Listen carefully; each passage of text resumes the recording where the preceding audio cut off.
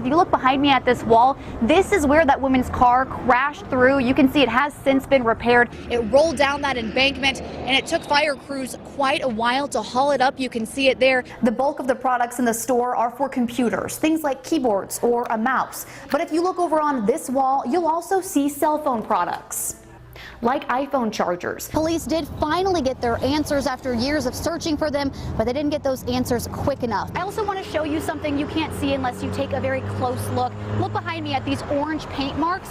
ODOT has marked out the route that driver clearly took when he sped through this intersection, going very fast, crashing into this box, taking it out with him. He quickly jumped into action, and thankfully just feet down the hall, a second firefighter was working out who ran to help his coworker when both of their pulse point apps started going off. Now 5 years later, they say that number has jumped to 58. And while that might sound like a bad thing, Ashland police say that's actually exactly what they want. The doors here at the USDA office in Klamath Falls are open.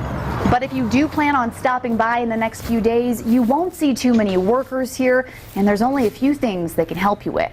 Yeah, you guys, the snow is coming down here in the Siskiyou Summit. Last time we talked, that was not the case. Just in the last 5 minutes, I want to say, these snow flurries started coming down. Take a look behind me. You can see the tire tracks leading right into this family's fence. The man who lives here tells me he was outside in his yard working when he watched that driver lose control and crash into his property, landing just feet away from his son's bedroom. And after years of dealing with reckless drivers, he has a message for anyone driving by his home. I can't do anything to protect my family. Fritz Espy says that's up to the person behind the wheel. This home on a long stretch of Clover Lawn Drive has been in his family for years. It's a beautiful spot. You know, that's why we chose to buy it. We're blessed to be able to buy a home and have somewhere for my boy to grow up in. But a string of close calls over the years has him feeling helpless. This would be number 3 totaled vehicles right here in the corner of this house. Last night, he heard the all too familiar sound of an engine roaring past.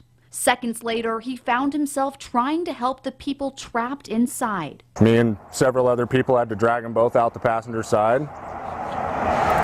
It was a very unfortunate thing. 2 people very lucky to be alive. The scene is deja vu from 2 other crashes, one of them landing right up against the family's home. After that, they put these cement blocks on their property, hoping to add a layer of protection. The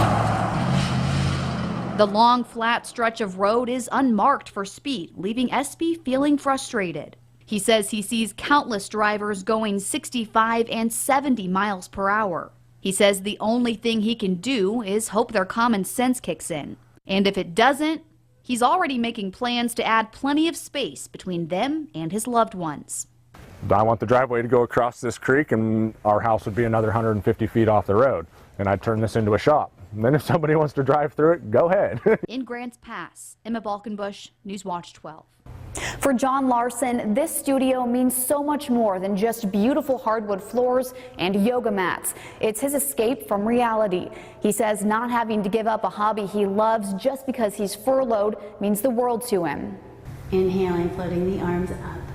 It's sort of like a runner's high sort of thing, or just a really nice, comfortable glow for me. A few times a week, you'll find John Larson here doing the thing he loves. I feel like I've accomplished something for the day. Inhaling the right leg up and back. For the last 4 years, the BLM Fire Management Specialist has been a loyal member of the Rasa Center for Yoga and Wellness. But when the paycheck stopped coming in, he quickly realized it was a hobby he could no longer afford. An opportunity came up for him to work at Rasa in exchange for free classes. Owner Marianne Corallo says Larson was the inspiration for free yoga to any furloughed worker. I went to our teachers and it was unanimous. She feels for the thousands of workers who have no control over what's happened to them.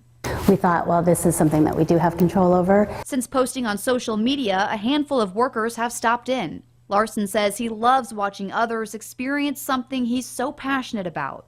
I feel that yoga is for everyone. There is a yoga for you, there's a yoga for me. While he's not quite sure what comes next, he knows he'll always have a place to work and do what he loves at Rasa. I feel grateful. In Medford, Emma Balkenbush, NewsWatch 12.